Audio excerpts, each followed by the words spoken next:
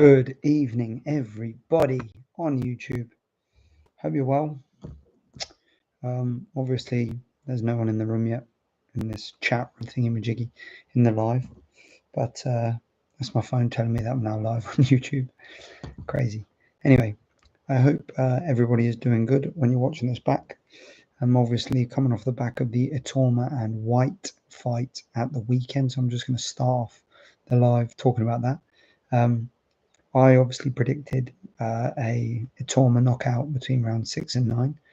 I have since found out that Dillian White was carrying a leg injury going into that, which is obviously not positive. And Itorma looked fantastic, didn't he, throw around? So we didn't really see a great deal of him, but what a promising young boxer. Unbelievable. Red Snapper, wow, you're making this a regular thing. 100%. I'm going to try and do this regularly.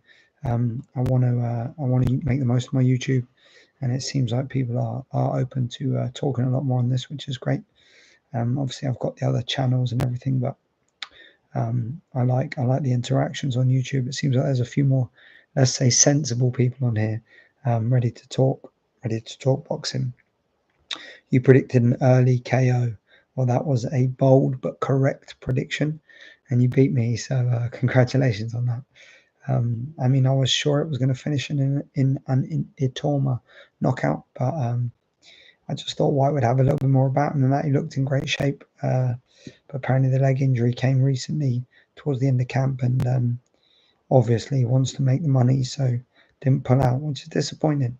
I think now maybe he's going to ride off into the sunset on the back of his horse and disappear from the boxing world now. I don't know. I mean, the good thing about heavyweight boxing is even after a loss, these guys can still make enormous money, which is absolutely crazy when you consider what happens in the other divisions.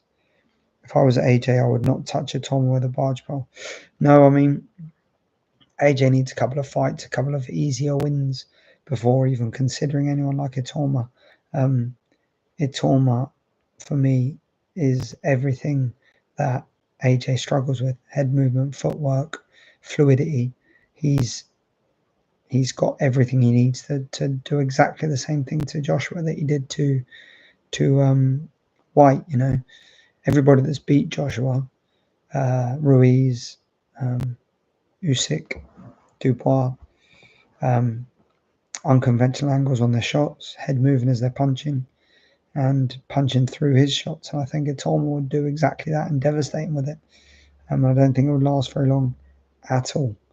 I think everything Joshua can do, Itorma can do better. That's the reality of it. So yeah, fantastic performance, excellent head movement, excellent variety in the shots, shot selection, setting his punches up, opening the body up, doing all that good stuff. Absolutely fantastic. You couldn't really ask for a better performance against a top world ranked contender. So incredibly impressive. Can Itorma repeat AJ's? Well, I think comfortably. I think the only challenge to that would be if Usyk is still there. I think Usyk is at this current moment in time is still a step too far for Itorma. I think Itorma needs maybe 2 or 3 more fights, hopefully with somebody who takes him a little bit further, somebody with a little bit of footwork, a little bit of movement skill, a little bit of defensive ability that actually makes him have to work to get the victory. I mean, is he better than Tyson? Now, this is an interesting question because have you seen any of my comments on Tyson? I'm not sure whether you have, but I'm not an enormous Mike Tyson admirer. I think early Mike Tyson was a dangerous guy. I think most of his opponents were beaten before they got in the ring.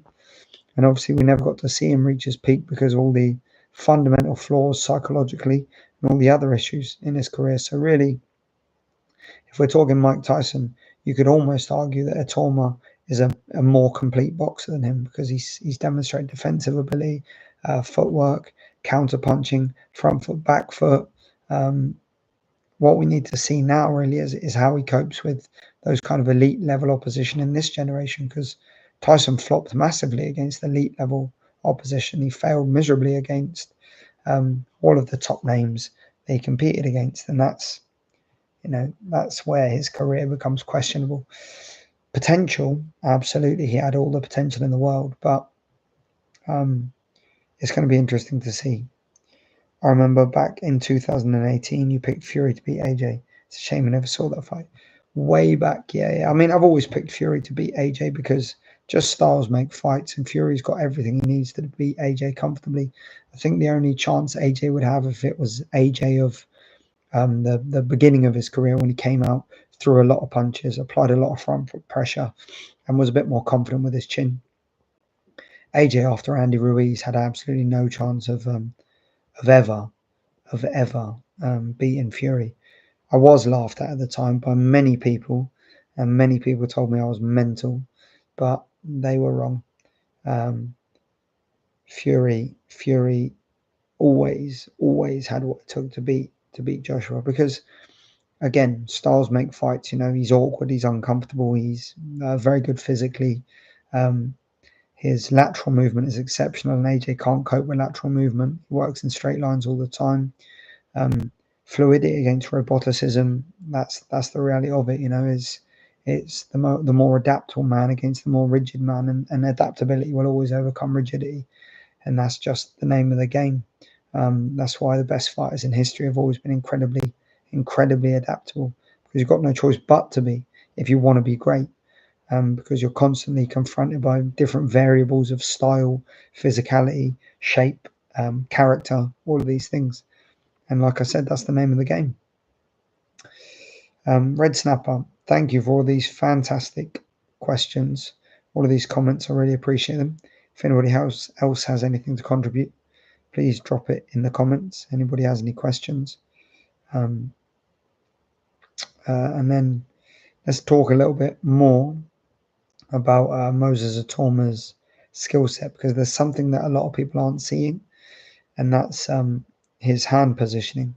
Now, if you look at Moses Atoma's hand positioning, A, when he's throwing his shots, and B, when he's setting up his shots, it's absolutely exceptional.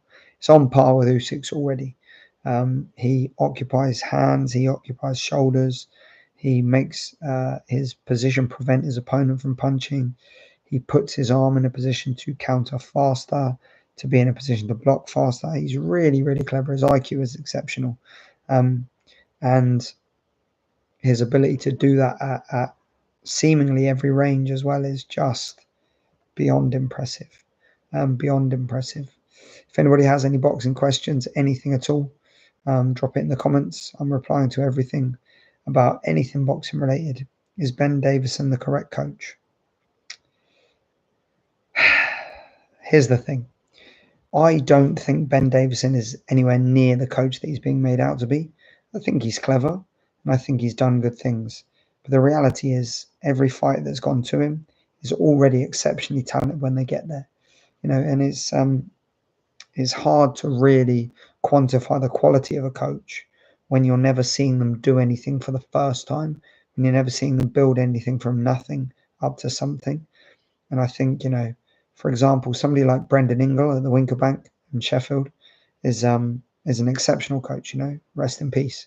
He trained kids from children, from young kids, from difficult backgrounds, and he taught them the ability to box, and he built them up as human beings, and he developed world champions, British champions, European champions, Commonwealth champions, and some of the greatest fighters this country's ever produced, such as Prince Nazim Hamid, Johnny Nelson, Ryan Rhodes, Junior Witter, some fantastic fighters, and that's just to name a few. There was others in there, Kell Brook, Kid Galahad.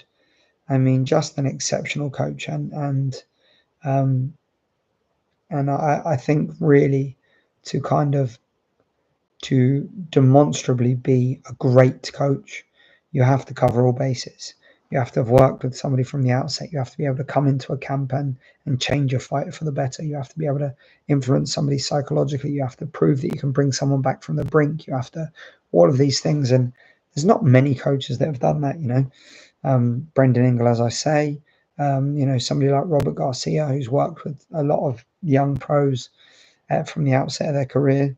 Imagine if Usyk beat Parker, Caballero, then Itama. What would that make him? I mean, it would certainly make him the best heavyweight of the 2000s onwards, without a doubt. But listen, this is something else that I've said in many videos, and you've probably seen it, Red Snapper. You obviously watch what I say, and you've listened to me, which is great, and I really appreciate it. But I say this all the time. The modern heavyweight scene and the modern heavyweight era is the worst heavyweight era of all time. It's the least skillful, they're the least fit, they're the most cumbersome, they're the least intelligent, they're the least varied, they're the least adaptable. And that's why somebody like Itoma runs through them so easily, because he offers something that 99% of heavyweight boxers have never seen, and that's skill. You know, that's why Deontay Wilder was able to become a heavyweight champion. Put Deontay Wilder in the 90s, no one would have ever heard his name, even with his power, because you know they were at least 50% better skill wise on average going through the names of fighters. You know, you had a generation where you had at the same time Tyson, Lewis, Holyfield, Bowe, Mercer, Morrison, Foreman, Michael Moore. You had God, there was some fantastic names in there. And then prior to that, you know, there's just so many fantastic eras in heavyweight boxing, and this is not one of them. You know, the best heavyweight boxers of this era are, you know, Fury, Joshua, Wilder, and Usyk. Now, only one of them has got a record that you would want. Only one of them has got a record you want, and that's Usyk. You know, Fury, whilst the Wilder wins were good, there was a lot of questions in amongst that. You know, Usyk for me beat him comfortably twice, very comfortably twice. First fight was perhaps closer, but very comfortably twice. AJ, what's happened to him? His whole career's gone down the pan. So, you know, and Wilder, you know, we've seen what's happened to him. So, since Vladimir Klitschko and the Klitschko brothers destroyed heavyweight boxing entirely, I would like to throw that out there. By the way, I think their style destroyed heavyweight boxing because it made it okay to be that way. It made it okay for big guys to just go out there, hold people on the end of their jab, and look for one right hand. It made it okay to be inactive, to not throw punches, to clinch whenever anyone got in close. And referees and sanctioning bodies let these fighters get away with it, and it's destroyed heavyweight boxing for the worse. Now, Usyk's come up from cruiserweight, and he's absolutely schooled everyone with the exception of Derek Chisora, who is a throwback in terms of energy, effort, willpower, desire, and style. You know, he's unique in the modern era because he doesn't box like everybody else, and he does it very well. Red Snap, a bit like everything recently, it's got worse, even stuff that is not good for you anyway, like fast food. Everything, yeah, I mean, that's the world we live in. It's not something that I talk about often, but politically, economically, religiously, with regards to conflict, with regards to illness, suffering, everything. The world is a far worse place than it was 20 years ago. I think we hit a bit of a peak in the 90s, where everything was kind of working well, and all of the stuff that's sort of come to fruition now was in the background happening. But yeah, this is the Boxing Lockers channel, so I'm not going to get into my personal opinions on anything else. Even 5 years ago, correct. However, I think everything was already in the works then. But as I said, let's get back to boxing. Yeah, so listen, heavyweight boxing, awful, bores me to tears. I don't really enjoy watching it, with the exception of Usyk, and with the exception of Itoma now. He's a very exciting guy. And actually, one other name I should say, Caballero. I like watching Ajit Caballero. I think he's interesting. Again, he presents something different. He's pretty unique in the division. He's a smaller man. He's got good head movement. He's come back from the brink a couple of times. And he's not just the same sort of framework. Again, Joseph Parker. What Joseph Parker's done, having a resurgence, is kind of a double-edged sword, because on one hand it shows what a good boxer he is and how capable he is, and also and also it shows how bad the rest of the division is, that even after his kind of knockbacks, he was able to come back and do what he's done, which is madness. Could you ever get bored of the sport? Oh, I find myself bored of boxing all the time. Boxing is done very poorly, in my opinion. I think there's lots of ways boxing could be improved. For example, it could be more of a league setup, and people could fight each other more freely, and it matter less for them to win or lose. There could be leagues around the world that then go into continental leagues, that then go into an international league, and you could fight your way through those leagues and earn your place. But the problem with that is you would only be able to have one sanctioning body in charge of everything, and that sanctioning body would then make all the money. And that's where the problem is, because boxing is a business first and foremost, and that's all it will ever be, because there's too many people making money from it for it not to be. And I'm talking promoters, managers, networks, sponsors, uh, you know, sanctioning bodies, as I said, the drug testing bodies, all of these people, they're milking boxing for all it's worth. Saudis, good or bad? This is a great question. Saudi Arabia's influence so far in boxing has been fantastic. They've created a lot of fights that people have been excited to see. My concern and my issue is in the inevitability of monopolizing the sport. On a global scale anyway. And the problem with them monopolizing the sport is that they purport themselves to have the best interests of the sport at heart, but obviously Sheikh Turkey Al Sheikh has his best interests at heart with regards to the fights he wants to see, and also he is concerned with making money, making the shows as entertaining as possible, not necessarily with getting the best fighters, the best opportunities, and fighting names that don't really bring an attractive persona to shows. At the moment, it's all been really positive, but as I said, I think over time we'll see that diminish, and what you'll see is what we had back in the day with the mobsters running the sport, where obviously I wasn't alive, so I can't say I know personally, but just from what I've read and studied, where the mobsters would pick and choose their favorite fighters, they pick and choose the winners, and people would just get completely blackballed from the sport and never have the opportunity. A bit like with a lot of the black fighters back in the day, never got the opportunity to fight the white fighters, and so there was the black heavyweight champion or whatever. It's ridiculous. What, you prefer the mob running the sport? No, the opposite. That's what I'm saying. I think there's a fine line between the capitalist sanctioning system that is with the current governing bodies and with the Saudis monopolizing the sport and just making the fights that they prefer. I think that you have to find a balance between the two. Hence, my enthusiasm for a sort of league of sorts with one governing body, but that governing body would probably be controlled by the head of each continental governing body, and each continental governing body would be controlled by each head of a country's league. It sounds convoluted, but it's probably not. It's probably not a great deal different to the amateur setup, and obviously that has its difficulties. But that's just human nature, There's nothing in the world that isn't open to manipulation, to greed, and to the arrogance and egotism of certain human beings. Thank you to everybody who has watched so far. If anybody else has any questions, Red Snappy, you've been absolutely fantastic engaging with this.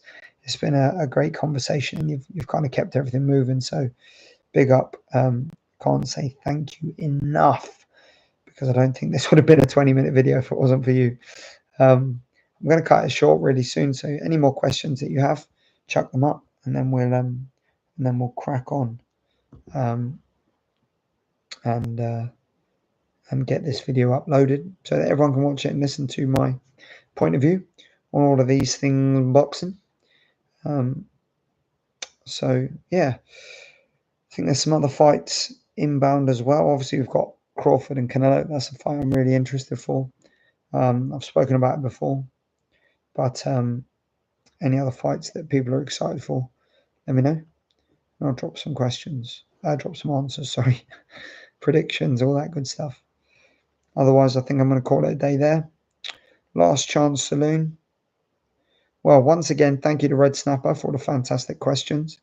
Anybody watching this, drop any questions you have in the comments below. I will endeavour to reply to them all. See you later, Red Snapper. Big up, my friend.